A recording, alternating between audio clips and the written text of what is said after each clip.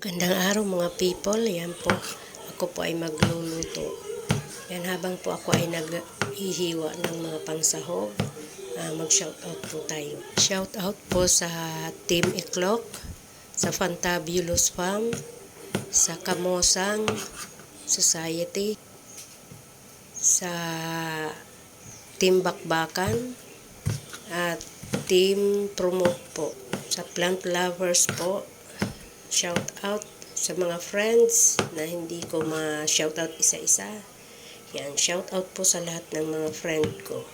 Friend ko sa YT at sa hindi man sa YT, shout out po sa lahat.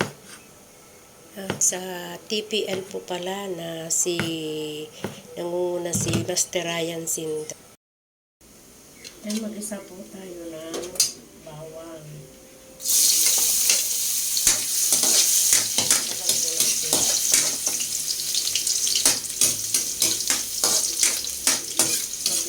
Tayo ng adobong kalabasa. Isa lang po natin yung bawang. Hintayin natin yung siya.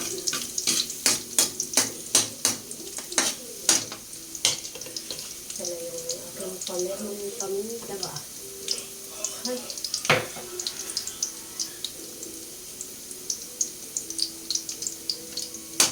Mahirap po.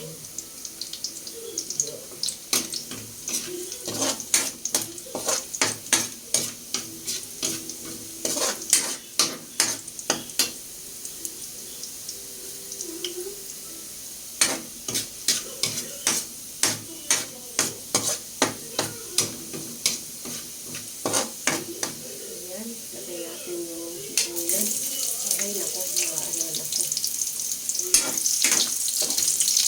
Ito pa sa ano na po.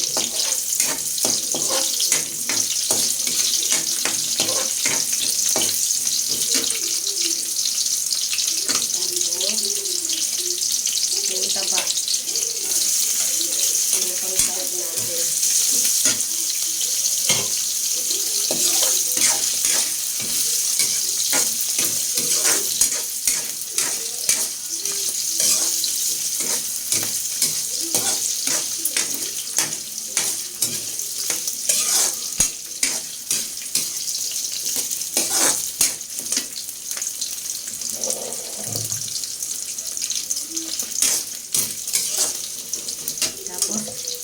Ano nga pala ang kalabasa, dapat ganito ang pagkahiwa ng kalabasa. I-cubes lang.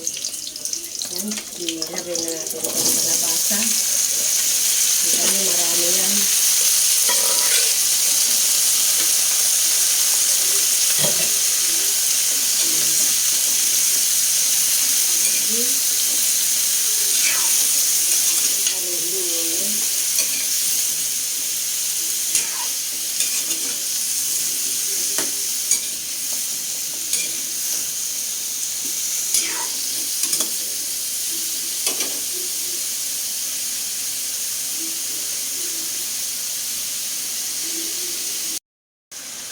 Yan, lagyan natin ng toyo.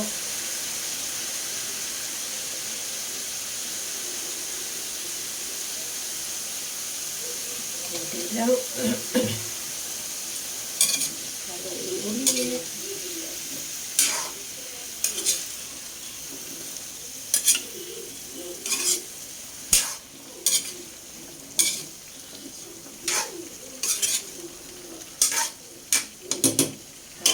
Lagyan po natin ng kunting tubig.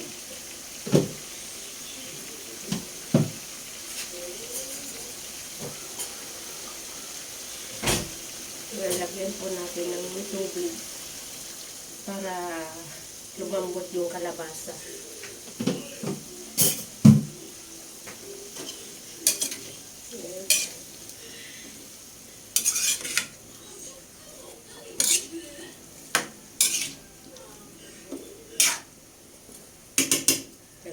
Ng paminta.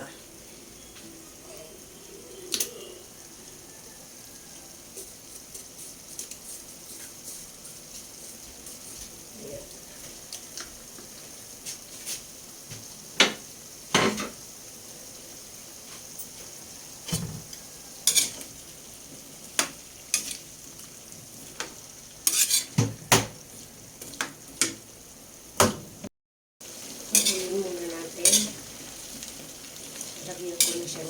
paminta.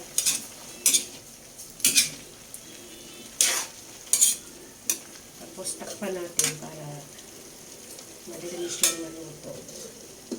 Ayan. Hintayin lang natin na lumambot. Ayan, lagyan natin ng Wala akong maglagay lipstick. Mapait lang. Para panagampang man ako naman sa opisina. Hindi lang ako mapagkama lang na ano sulat. Bago pa nagpamanila ko. Ano mangyayari? So, ayan na po, luto na ang ating adobong kalabasa. See? Masarap yan. Pero hindi naman ako kumakain yan. Yung mga kumakain yan, nasasarapan. So, yan po, salamat sa panonood.